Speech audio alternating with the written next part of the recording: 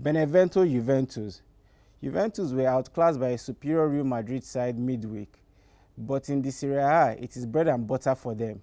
Basement club Benevento might suffer the wrath from Juventus this weekend, as they will need to bounce back to cover the embarrassment they suffered during the week.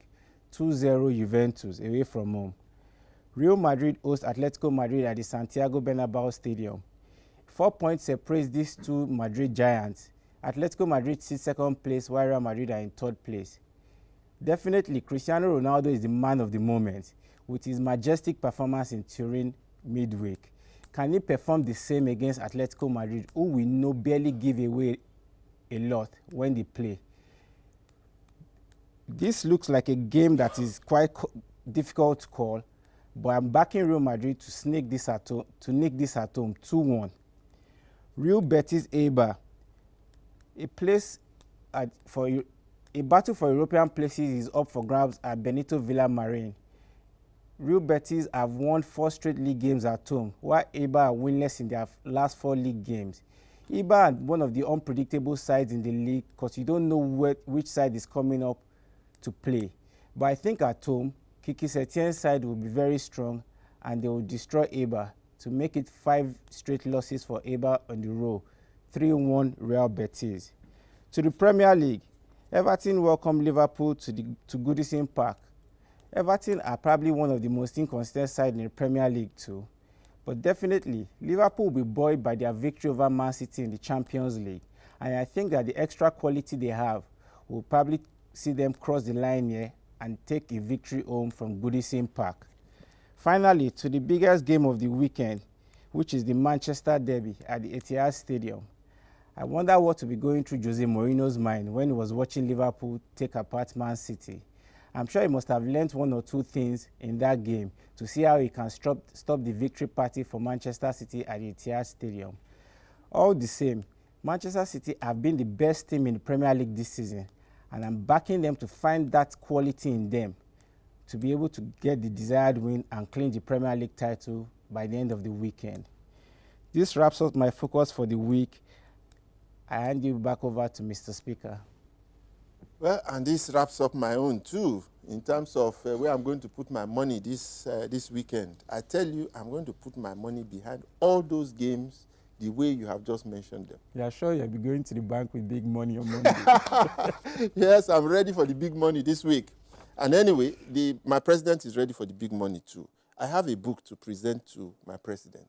It is titled From UK Tourists to Super Eagles. It's a historic book. I don't know if you have a copy of it, but if you don't have a copy, I'm going to give you this book. If you will help us participate in the first competition we are going to have. This is just a sample of the competition we are going to have from next week. Now they will show you 2 pictures. You just tell us who the 2 people are. One is a face, somebody talking, and the other one is an action, an action on the field of play. If you get both questions, this book is for you. If you don't get both questions, I will have to pass it on to parliamentarians. Okay, let's see our guess who it is this week. It's just a sample. Volume. Turkish league is big. The Swedish league.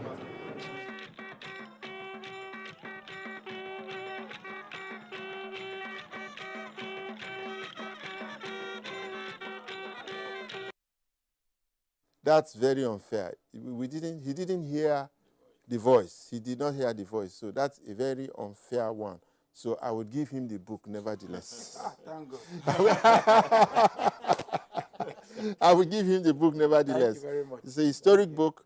It's done by a friend of mine, Dayo. Okay. As I was coming out this evening, I saw it and I said, this is for my president. Okay? So, parliamentarians, over to you again. Yes, I'm going to ask a question, and I think it's in line with what the president mentioned. He mentioned something that they're thinking of starting a foundation with some of the proceeds of the sponsorship funds that have been coming in torrents, let me say. For a very long time in Nigerian football, we have not had the kind of sponsorships that have come into football in the last 6 months or thereabout. So I want to ask or suggest, Apart from the foundation for the ex-players that you spoke about, is there any plan in using some of this funding for youth development and also for capacity building, especially with regards to our local coaches? Yeah, You have to answer that very quickly, Yeah, because we we are have- focusing on the World Cup. You see, we this have time. a very good, a very comprehensive youth program, and he's one of our sponsors, Zenith Bank, that is actually anchoring that, And if you look at our team, the last 2 years, we've had what's called the Next Eagles Challenge under 13 and under 15. So if he's having a comprehensive, and of course, no less a president than my first vice president, is the chairman of that committee, and that committee has done very, very well. Only today I received a memo for the boys to go to camp. We keep them in camp since they are off school to look at what they are doing, to look at their skills, introduce some new players, and there they grow. So there's a seamless transition to under 17, under 20, and that's it. So then beyond that, also what we are trying to do, this is a World Cup year, like you said. The funds that we have received so far, not a dime has been taken into use. We are warehousing. Then of course we have the Strategic Studies Committee, the organizers and the Finance Committee. They'll come together and look at the priorities. Now part of it, we are looking at paying our players $2.8 million. Part of it will be taken to service that. We'll look at the To Super get to Falcons. where? $2.8 million to get to where? We are looking at Is it because if they win the assuming- cup, no, if they get to semi-final? Where? $2.8 million is our mandatory Participation for the 3 matches. Okay. because FIFA money comes after the World Cup. Even though we are making representation of FIFA to see if we can get part of us, even if it's 10%, that is in the pipeline. But what we are doing realistically is trying to warehouse all these funds that we have. And at the end of the day, we'll look at what we want to do. As I speak, Super Falcons, they're in France, they're playing a game tomorrow. They serviced. We have the under 20 that just went to Egypt for a friendly game. So there are a lot of football activities going on. And you should know, even in your time, funding has been a major issue. yes. Yeah. Funding is a key issue. If you want to develop football, if you look at the kind of money players are earning today, you should understand that the people actually developing them spend a lot of money in bringing them to that standard. to that standard. And that is the truth. So I want to tell you clearly that we do not. The money is being warehoused. We have a fund manager, financial derivatives. We have our auditors, PwC. So they look at all these things. We brainstorm in trying to get all these things together. So it's not just the Strategic Studies Committee. It's not just the organizers. It's not just the Finance Committee. We have our auditors. We have our fund managers. They look at all these things. This goes here. This goes here. And we do it very transparently. Like I said, we don't have anything to hide. And that is what has kept us on.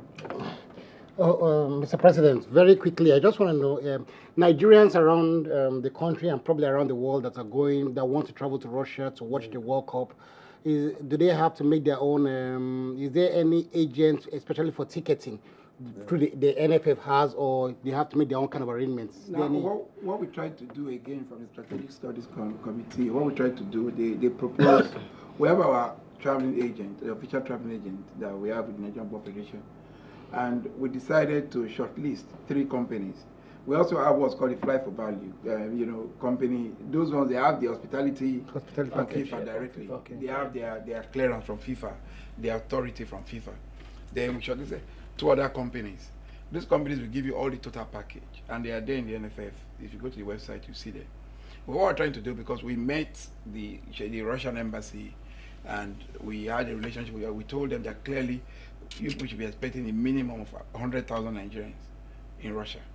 And, on the part of the Super Eagles, and those of us, part of our delegation, by the end of May, everything that has to do with visa or consular would have ended. We don't want any distraction going close to the World Cup. We don't want to hear visa, we don't want to hear this, we don't want to hear that. I don't want to be calling embassies, calling ambassadors or going, no. We want everything to be seamless. And you see these embassies, once you are very organized, you can walk in line with their direction. And that's what we're trying to do. So we shortlisted, the only reason why we did that, so that we can monitor. We don't want to hear that Nigerian is running away. You can't run from Nigeria and go to Russia.